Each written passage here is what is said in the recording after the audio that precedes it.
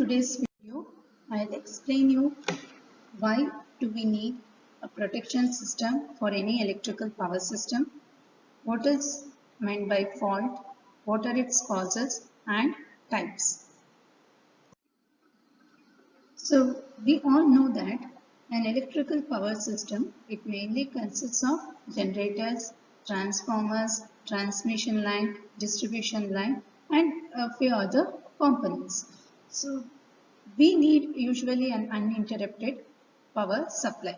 So if we want to have an uninterrupted power supply, we have to maintain all the electrical machines or apparatus or any other forms of electrical equipment under good maintenance. So what we need to have is any electrical equipment or electrical machine, it should be able to operate continuously under normal working conditions.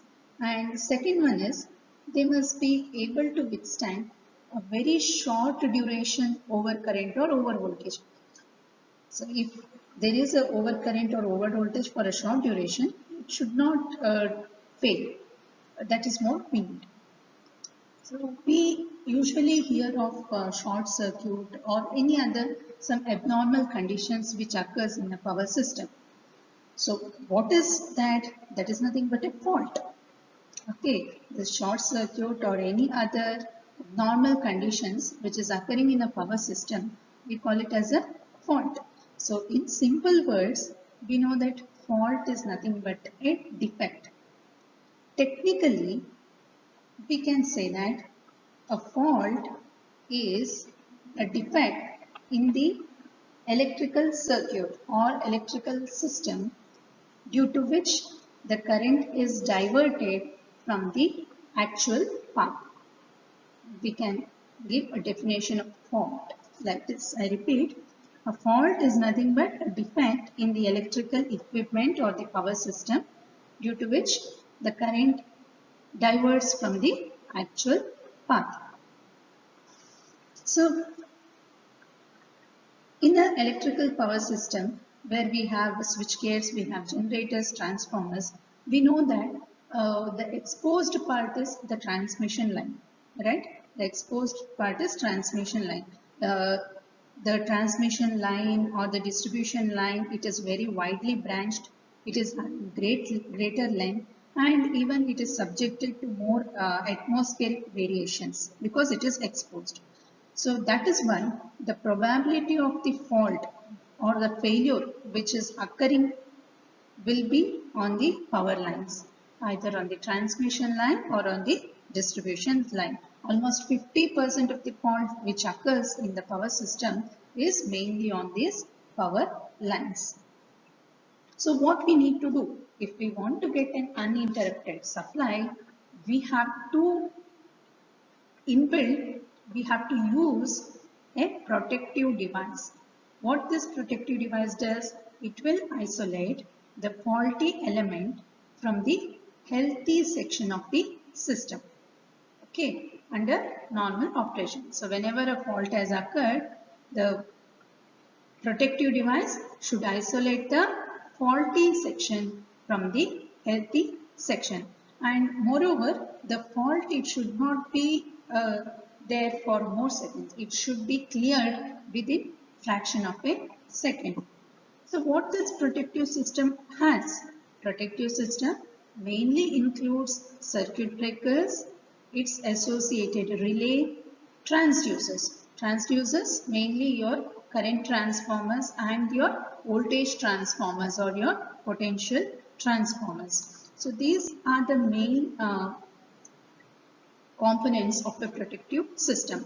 So function of each component, that is circuit breaker, relays and transducers, will be discussed in detail in the upcoming videos. So now what it should protect from?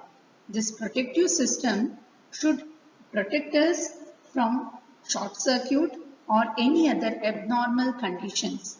So what is this abnormal condition? Abnormal condition can be overspeeding of generators or motors or over voltage, under voltage loss of excitation, or overheating of the stator or rotor. So any other conditions, nothing but which causes failure of the electrical power system is nothing but the abnormal conditions. So a protective relay, it will not predict the occurrence of a fault. Okay, you can see the component which is protective relay. It actually gives a signal to the circuit breaker. So this protective relay, it cannot predict the occurrence of a fault. But what will it do? Once a fault has occurred, it will take suitable action. So what about the cost of protective device? So the cost of the protective system, it is around 5% of the total cost of the system. Usually around 5% of the total cost of the system. Now, what are the causes of a fault? So now you have understood what is meant by a fault. What you can do if a fault has occurred. You have to use a protective system. You have seen what are the components of the protective system. Now we will see what are the causes of this faults. So in this you can clearly note there are some numberings. Can you observe? 1, 2, 3, 4A, 4B, 5B. These are the fault points, commonly occurring fault points on the power lines, on the transmission line, on the distribution line, in the substation. So anywhere a fault can occur. These are the general fault occurring points. Knowing what is meant by fault, we will now see what are its causes. See, mainly the faults occur either due to insulation failure or due to the failure in the conducting part. Usually failure of insulation, it results in short circuit. So this short circuit is very harmful and it will damage the equipment of the power system. So now we'll see what are the causes. Mainly, one of the main cause of fault is overvoltage due to the switching surges or due to a severe lightning stroke. This overvoltage due to lightning or the switching surge, it can cause flashover on the surface of the insulator. So that will result in short circuit. So that insulators will sometimes get punctured or it will break. So sometimes what will happen is dust, or if it is a coastal area, some salt deposits, or in industrial areas you will have dust which is deposited or which will get accumulated on the insulators. That will even cause the damage to the insulator. That is because it will reduce its insulation strength and it will cause flashover. So that is one thing. Aging of conductors and sudden change in the atmospheric condition, especially on overhead power lines, wherein it is subjected to different atmospheric conditions. Sometimes it is too hot, sometimes it is rainy, sometimes heavy wind. Due to this, the overhead transmission line, especially, you will have fault. And one more cause of fault which is commonly occurring, which is tree branches which falls on the overhead lines. That is an important nature of the faults. So, sometimes what will happen is the branch which falls, it will automatically fall to ground. During that time, the fault will be for a short duration. It will not be permanent fault. Otherwise, if the fault, if it is permanent, then a maintenance is required. Next cause is the accident of the vehicles with the electric poles or the towers. That is one more cause. The next is birds which sits on the overhead lines. If their body touches one of the faces and the earth line, then also fault can occur. So these are the few causes of faults. So with this we will see what are the types of fault. So how are faults classified into? So your power system fault is mainly classified into two. One is symmetrical fault and unsymmetrical fault. We will see what is simultaneous fault later. So symmetrical fault and unsymmetrical fault are the two classifications of the power system fault. Symmetrical fault means the fault which is occurring in a power system, it will lead to symmetrical distribution of the current. Okay, equal distribution of the fault current. So that is symmetrical fault. So in this case, there are two types. Three-phase short circuit or three-phase to ground. That means all three phases are shorted, which is either connected to ground or not connected to ground. This is your all three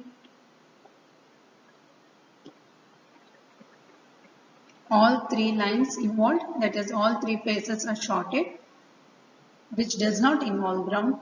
This is involving the ground. This is the common fault which occurs.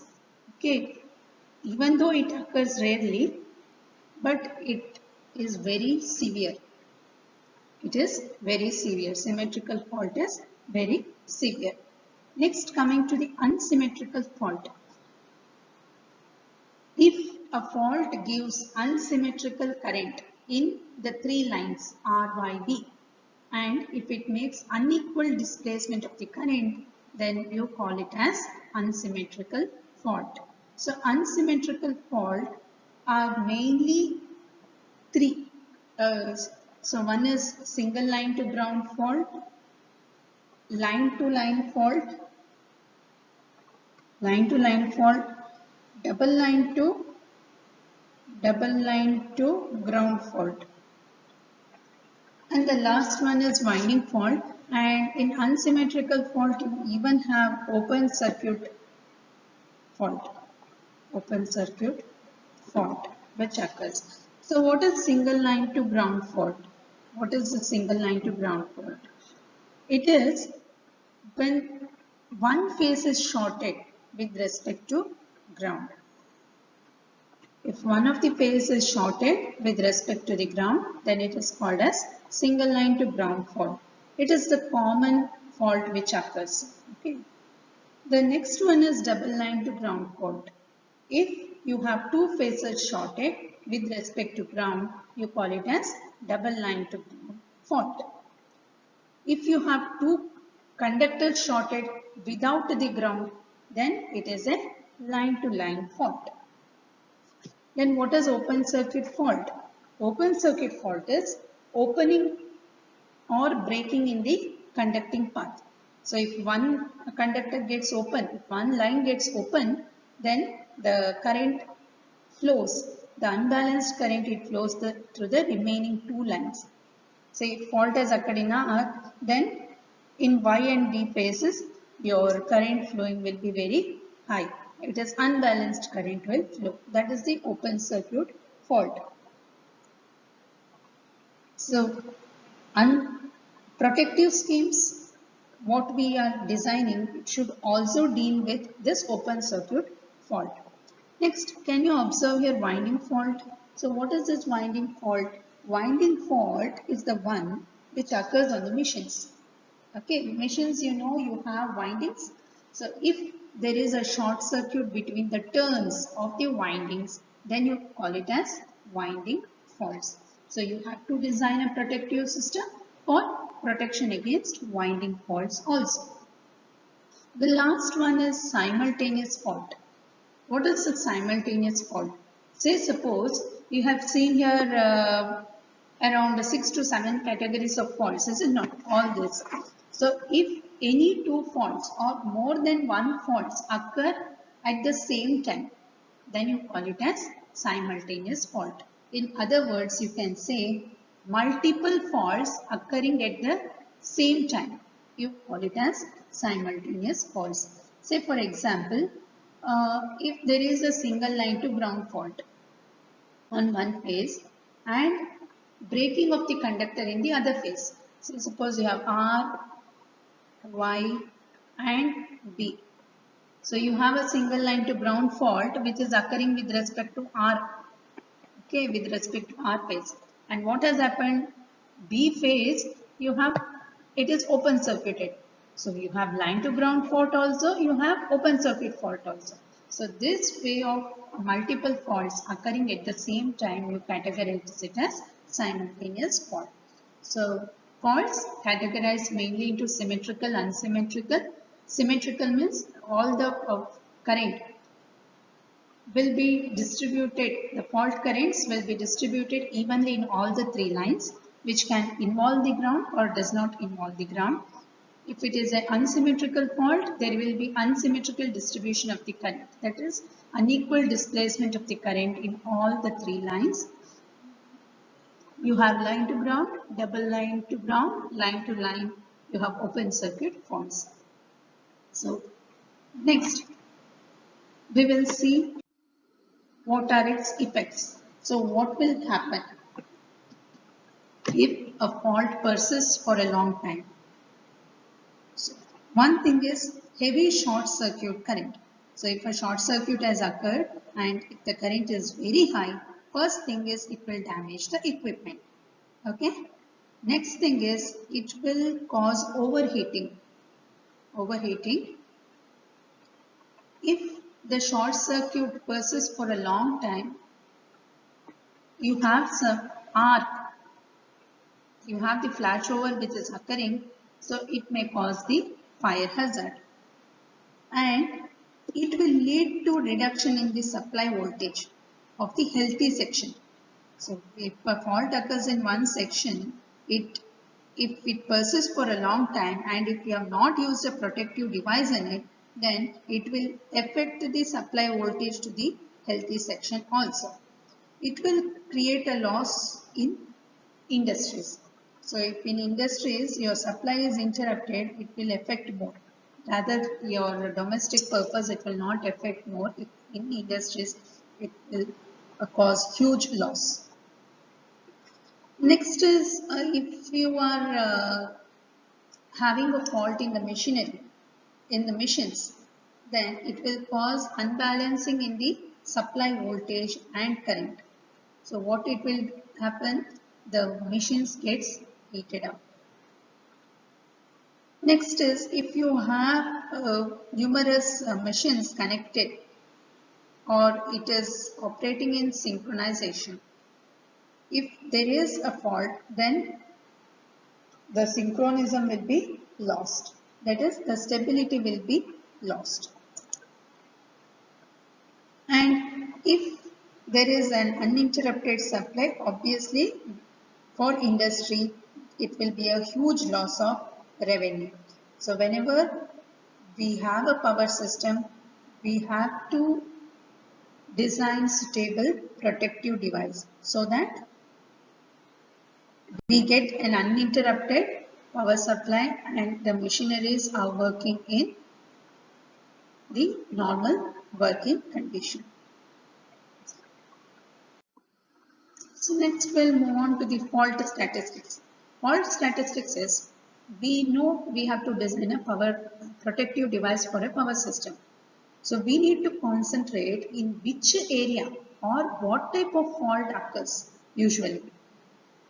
Which particular region needs more protection compared to the other. So as you can see here, the overhead lines are the one which is highly affected due to fault. So fault occurs mainly on the overhead transmission lines. That is what I told. It might be due to its aging or tree branches falling or birds sitting on it.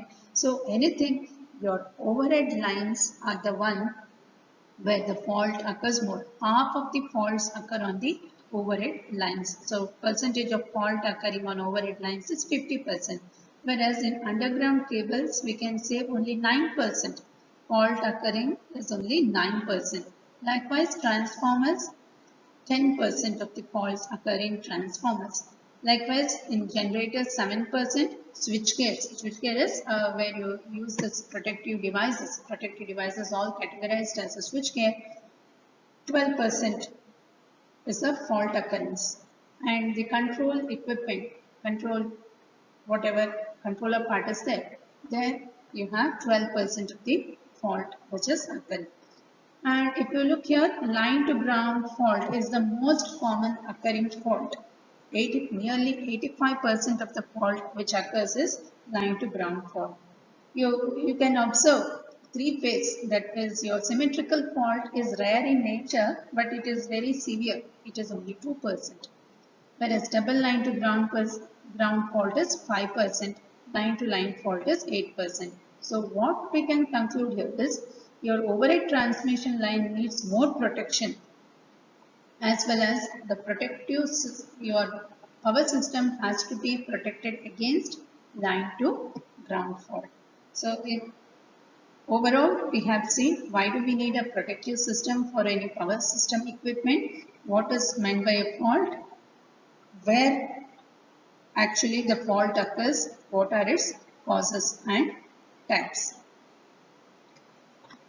In the upcoming videos, I will see how do we design a protective system.